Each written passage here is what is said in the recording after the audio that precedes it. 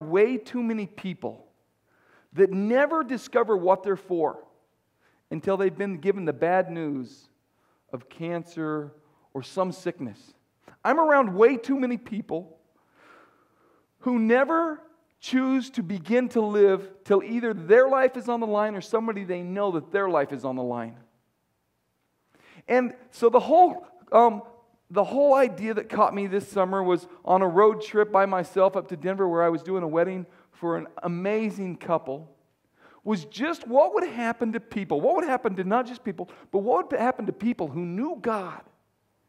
That if you would begin to trust Him in such a way, and that you would begin to dream in such a way, that you would begin to live like you were dying. What would happen if you were given the bad news? What changes would you make that you were dying? But what would happen is if in that moment that you realized not just what life was really about, but who God really was. What would you do? Last week we talked about courage. We talked about Joshua. And that in Joshua's day, for 40 years, Joshua lived with this ache inside his heart because he saw what the promised land looked like. But he didn't think he would ever get to see the promised land. Because he had surrounded himself with people that didn't have a big God view. They had a small God view. And no matter what God did in their life, they always saw God is not caring or not capable. They always saw their problems as bigger than their God. And Joshua spent 40 years wandering around this desert after he had seen the promised land and after he had heard the promises of God, wondering, will I ever see the promised land of God? Will I ever see God in His glory? And Joshua got to, and Caleb got to, and nobody else did. And so last week we talked about courage. What does it take to stand at the edge of God's promises to your life? Because everybody has them. Everybody has certain promises that God will come and He will make to you. And He will say, if you will trust me in this, I will do this. If you'll trust me in this, I will do this. And everybody gets to stand on the front of, on the edge of God's promises. And what happens after that is determined by your actions and your faith. Because God wants to move in your life. And so we talked about the courage to do that. Today what we're talking about is we're talking about impact. And it seems to me that people spend a lot of time thinking about what they could do. Right? Right? I mean, I know I do. I mean, there's times where, like that guy you're driving down the road, and the reason you got cut off is because you weren't paying attention to the road, because you're thinking in your life, you're thinking, what could I do? What kind of impact could I have? And as you think about that, what happens is you're thinking, what kind of impact could I have? And is my life just going to be a life that just goes dormant? Like I watch so many people, they never fully engage life because they never fully engage God. And so what we do is we take these 9-to-5 jobs. And they're really not even jobs that we would ever even say that this was the job that I had grown up to do for the rest of my life, that when I was a kid I had dreamed about this job. No, we take a job because we have responsibilities and we need money, and so our life kind of fits into this 9-to-5 thing.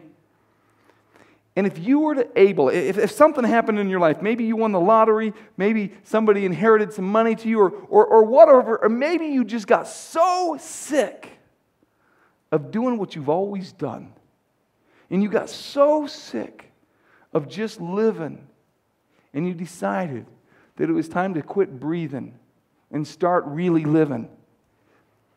And you said, you know what? Here's what God's put in my heart. Here's the one thing that God's put in my heart.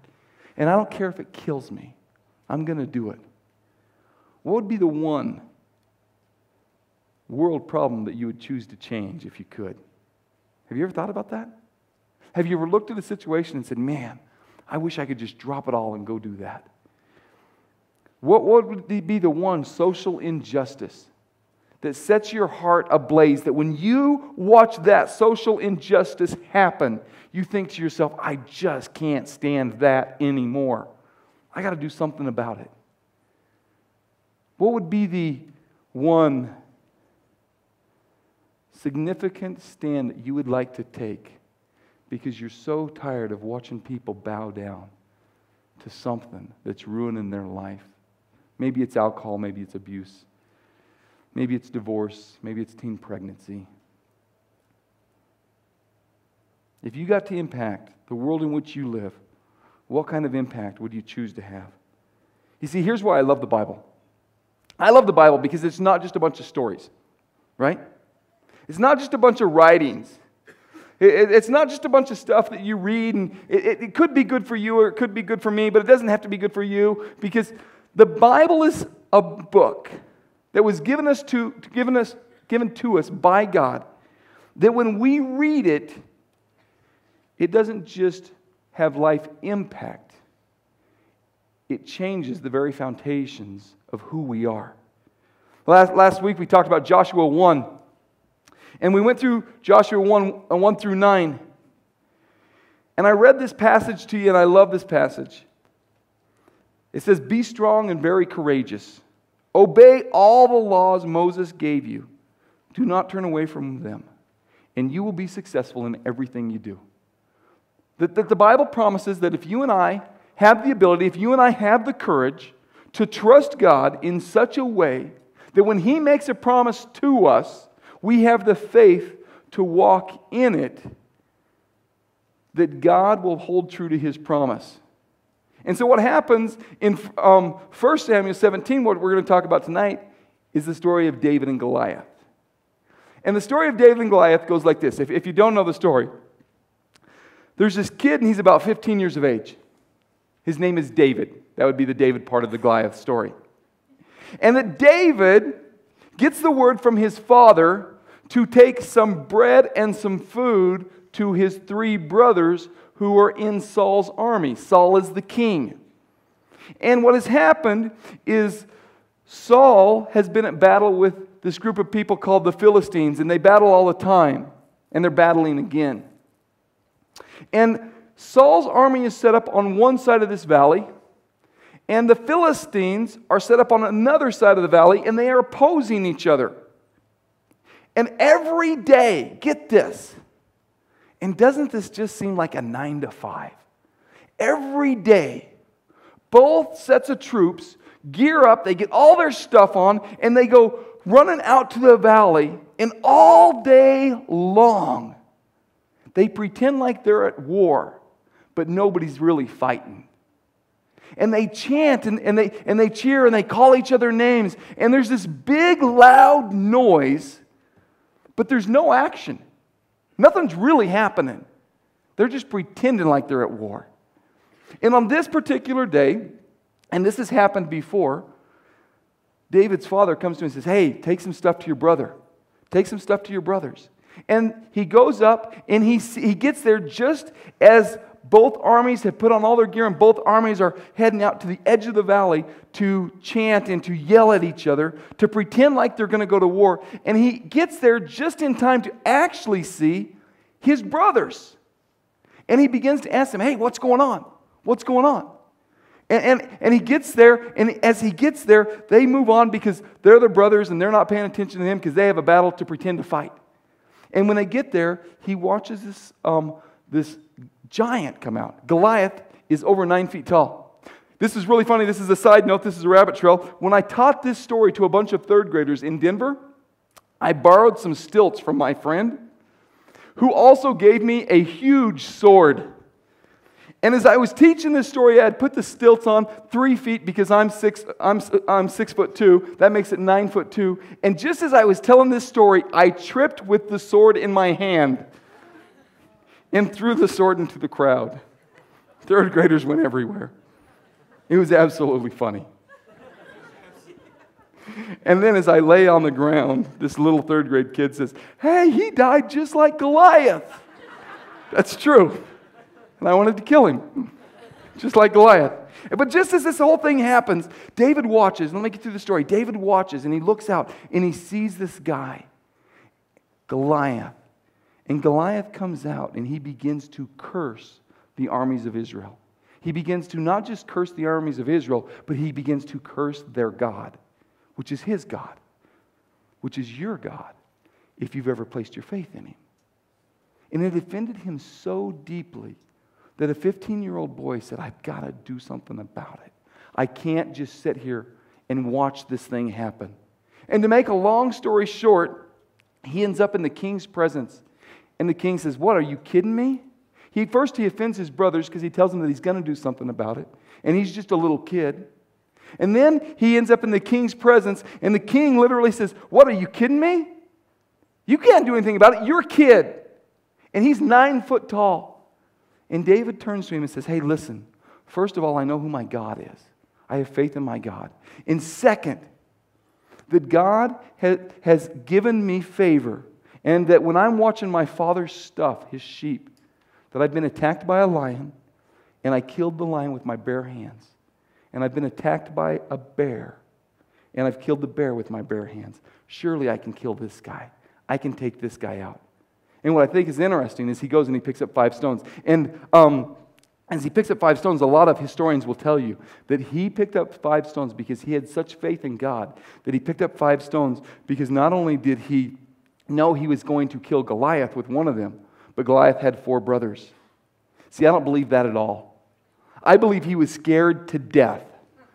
That's what I believe. I believe he was going to pick up 1 stone and he's like, yeah, that would make me look really good. If I could get this guy with 1 shot, I'm a stud. And then he thought to himself for just a second, but if I miss, I am a dead man. And he picked up 4 more. Because he knows that he's only really got 5 chances. And if he doesn't get it done in 5 chances, that guy's going to cut his head off.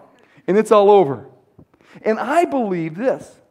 I believe that King Saul really wasn't just saying, okay, now if you kill my guy, then we'll give up our army. Because that was the condition. That if Goliath had killed David, that their army would give up to the Philistine army. But if David kills Goliath, then the Jews, the Israelites, get the Philistines. But here's what I think. I think that King Saul was looking at this kid and going, hey, here's one I can sacrifice. And this will just tick them off a little bit because he's 115 pounds wet. And that's what I think is going on in this story. But here's what I want you to catch, because what we really want to talk about is if you were to choose to live your life in such a way that you had faith in God and that the promises that God makes you, you believed He would deliver on. What would you do? How would you live your life? You see, I think the very first thing to living like you're dying with impact is this. You will never have significant impact if you listen to people who say you can't. You will never have significant impact if you are always living your life in such a way that you are listening to the people who say you can't. David's brothers, they didn't think he could. King Saul didn't think he could. And yet God was telling him he could. You and I have the ability to surround us with people who tell us we can't, right? Sometimes it's people you live with. Maybe like you have your own place and you live with them. Sometimes you don't even live with them. Sometimes it's your parents. And you can be 55 years old and it still be your parents. All right? Sometimes it's coworkers. And sometimes it's just the world we live in who says we can't. Years ago, when we lived in Denver, I really felt strongly from the time I was about 13 years of age that God was calling me into ministry, although I did not commit my life to Him in any form till I was 17. But I knew that there was a calling that God had placed on my life towards ministry. When I was 13 years of age, I was at a church camp, and it was as clear as I'd ever heard God. And when I really gave my life to Him at 17 years of age, I began to pursue that and begin to say, God, use me. God, use me. Years ago, I took a group down to Mexico, and they sang this song in Spanish, and it only had 2 words to it. And the words were úsame, úsame. And they sang those words for about 10 to 15 minutes, which just simply says, use me. Use me. And this was their prayer. Just use me, God. Use me. And when I gave my life to Christ, I used to pray this prayer, and this prayer went like this, that God, that if you look around and you're going to pick somebody to use, Lord, if you're looking around and you're going to pick somebody to use, and I know that you could pick anybody you want to because you're God, would you pick me? Would you pick me? Would you use my life? Would you not let my life just stay stagnant? But I will give you my life if you would just use me, if you would pick me, if when you need something to happen, that you call me, and I'll respond. And it was years later, I was about 27 years of age, I was about 26 years of age. I was at my mother's house for dinner. My aunt was there, and it's kind of a big deal. But I still was not doing what I felt like God was calling me to do. I felt like every time I bumped up against it, it just wasn't happening. I so wanted to be in youth ministry and so wanted to be in ministry at the level that I felt like God was calling me to. And it just, for whatever reason, didn't seem like it ever happened for me. And this was burning in my heart. And one evening, I was at my mother's house and we were eating dinner because my aunt was there. And after the whole thing was done, I was a good son, and I started doing dishes. Dishes will ruin you because it gives you time to think. And so I'm sitting there and I'm doing dishes, and I'm sitting there and I'm doing dishes. And my aunt walks up to me and she starts drying next to me, which I think is a fabulous thing. And I'm thinking, what a sweet woman this is. And as she's drying the dishes, she just finally looks over at me. And she says, "So Paul, do you still want to be a pastor?" And I'm not a pastor at this time. I said, "Yeah." I said, "I really feel like that's what I want to do. I really feel that's the passion of my heart." And maybe for you it's a different passion, but for me that was always the passion. And she said, "Well, did you go to seminary?" I said, No, I've never been to seminary. And she said, "Well, Paul, you can't be a pastor if you don't go to seminary." And she turned around and she walked away, and she had no idea what she was doing. She thought what she was doing was encouraging me to go to seminary. But I was a married man with 2 kids, and I knew that there was no way that I was going to seminary. And I thought she was right. And as I sat there washing those dishes, I just had tears coming down my face. And the reason I had tears coming down my face is because I felt like God had set me up. That there was this thing that God had made this promise to me, but He was not going to let it happen. And I sat there and I was like, God, why would you call me and not make a way for me? And the great part about God is that God does speak. He speaks. He spoke to the children of Israel. He told them to walk into the promised land. They chose not to. He spoke to Joshua and said, "If you'll take this land, I'll be with you. I'll go. Take courage. I'm with you." He spoke to David. And at that very moment in my life, God spoke to me again, as clear as I had ever heard Him again. And when I say spoke, here's what I mean. It wasn't like, "Paul, stop doing the dishes." How cool would that have been? "Hey, I got one from God. I don't have to do this anymore. It's all good." But I just heard this voice, and it was a strong voice. Sometimes it's still and sometimes it's small. I just heard this voice. And the voice was, you know it's God because you think thoughts that you would never think. And they're clear, and you know that you and I don't really think all that clear. And the voice was just simply, "How many disciples went to seminary?" "None." "Did I call them?" "Yeah." "Did I use them?" "Yeah." Would you start listening to my voice and stop listening to the voices that tell you you can't? Would you start trusting me? Would you start living your life in such a way that you would place your faith in me and that you would do what I've called you to? And do you think you could just be faithful to that? Because if you will be faithful to me, I will be faithful to you. Psalms 9:10. Those who know your name trust in you. Did you give your life to Christ? Have you given your life to Christ? Because if you've given your life to Christ, then you know His name. And if you know His name, then trust in Him. And then it goes on to say this, "For you, O Lord, have never abandoned anyone who has searched for you." You see, when God says you can, don't listen to people who say you can't. If you want to make impact, if you want to have impact on your planet, on your view of whatever God has placed into your life, Don't listen to people who say you can't. Second thing I want you to write down is this.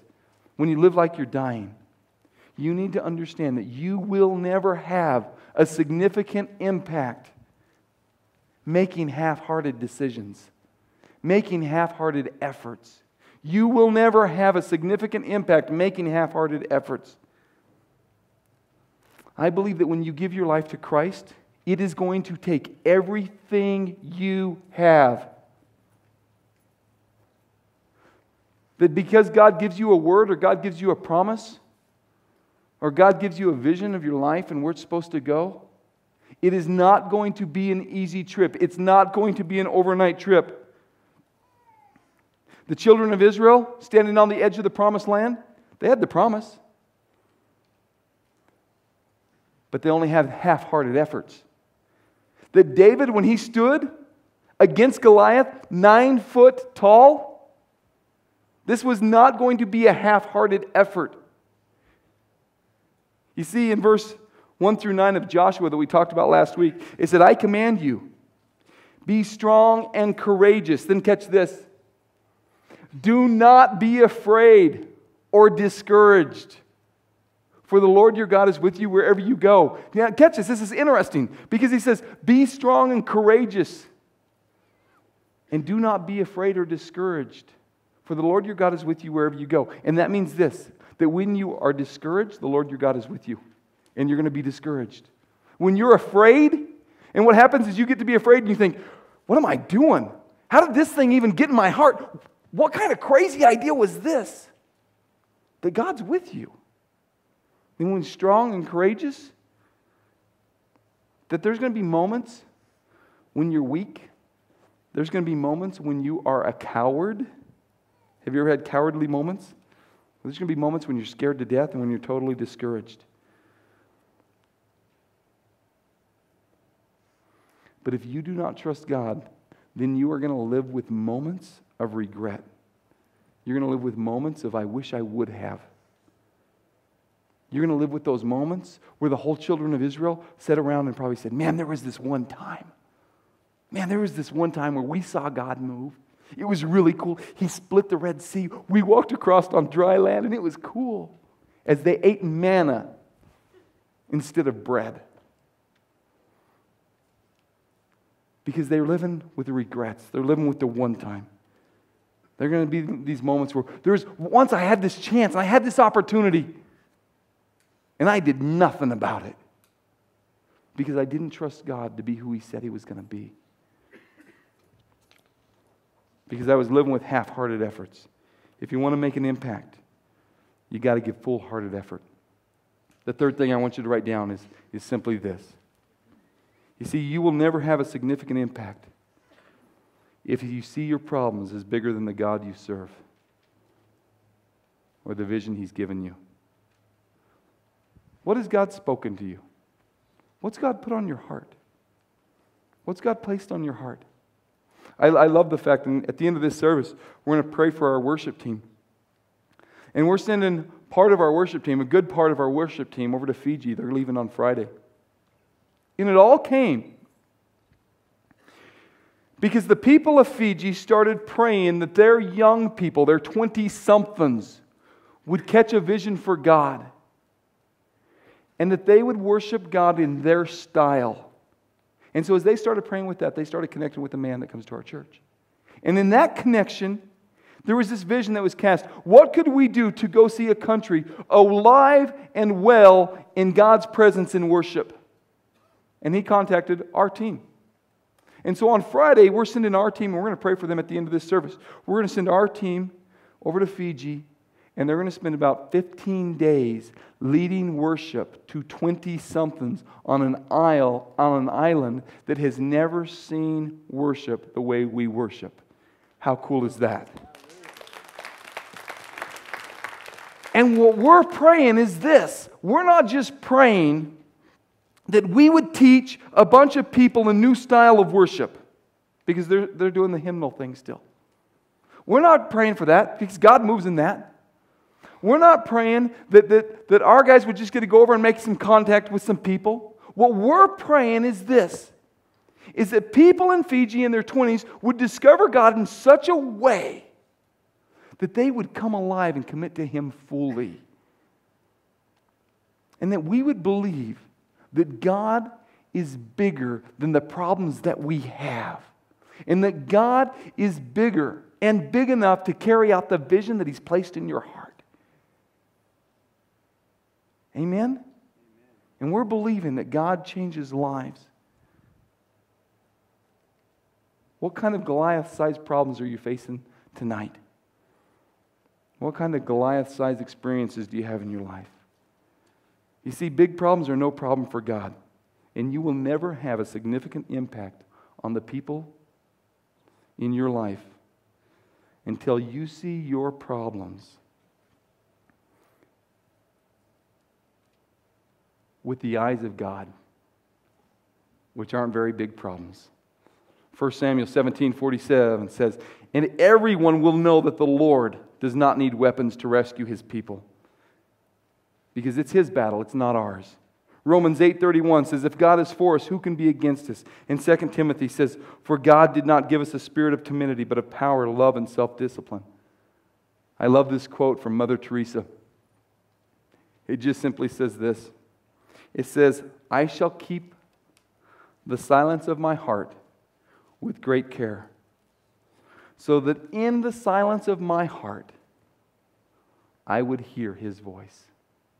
Here's what she's saying.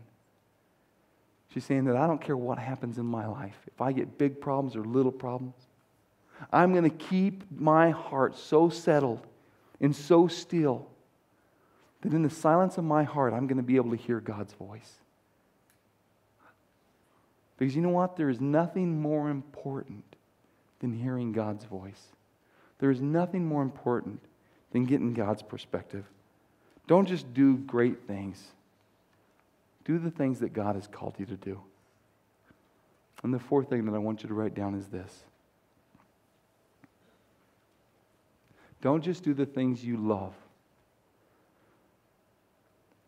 Because people do the things they love, but they change the things they can't stand.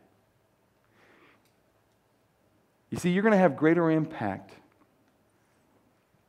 doing the things you can't stand than you are doing the things you love. Everybody wants to dream. If I was a professional soccer player, or if I was a professional skateboarder, or whatever, football player, singer, athlete. But I guarantee you that the thing that God gives you the greatest influence in are the things that you can't stand. 1 Samuel 17, what happens is you watch David. And David walks up to this valley, and on this valley, there's the Philistines and there's the Israelites. Both of them are pretending like they really just can't stand it. But when David begins to hear this great big man with this great big voice come out and curse his God, something dwells up inside him that just says, I can't stand it. 1 Samuel 17:45-46 says, David shouted in reply, "You come to me with sword and spear and javelin, but I come to you in the name of the Lord Almighty, the God of the armies of Israel, whom you have defied. And today the Lord will conquer you, and I will kill you, and I will cut off your head." From a guy's standpoint, that's kind of a cool verse. And if you play this story out, what's really cool is he does exactly what he said he's going to do. And a little bit later, it says that he's standing in front of the king, and the king's asking him questions, and he still has Goliath's head in his hands because he was so in the moment. But he just stood there and he said, I can't stand this. I can't stand to let him do what he's doing. One of my favorite stories is Ehud the left-handed soldier. And Ehud the left-handed soldier was this guy that was born left-handed, and he lived in a kingdom where most people were right-handed. And so what would happen is when you would come into the city, that they would check you for weapons, but they would check you for weapons by giving you a right-handed handshake. And so he grew up giving people a right-handed handshake even though he was left-handed, and even though he kept his sword on his right hip. So they'd give him a right-handed handshake, and they would check for a sword on his left hip. Well, he didn't carry it there. And he was so tired of being another country's slave, that he said, God, if you are with me, I will do what it takes to free our people so that we can get back to worshiping you. And he didn't. It's my favorite story in the Bible. And I love to watch people connect with God in the areas that they just can't take it anymore, that they've got to have some impact. How about Mother Teresa? She couldn't stand the fact that India had a society, had a group of people in their society called the unlovables. And she said, somebody's got to love them, because God made everybody to be loved. I love the fact that Bono can't stand the fact that first world countries do very little to help the third world nations, when we have the power to help stamp out disease and famine and AIDS in countries like Africa and Uganda. One of my favorite people in American history is Martin Luther King, who could not stand the fact that black people couldn't walk down the same roads as white people, and couldn't drink from the same drinking fountains, and couldn't sit in the same restaurants, and couldn't ride in the same seats on the bus, and couldn't grow up going to the same schools. And he said, God, if you're with me, I'll give you my whole life. I'll commit my life to you. You see, at some point in time, here's my prayer for you. Here's my prayer for me.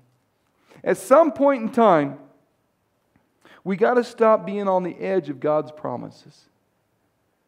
And we got to start trusting God to use our lives in such a way that it impacts the world around us. And when the impact of the world around us, when we impact the world around us, that they would recognize that God is alive, and He speaks, and He walks, and He talks to us.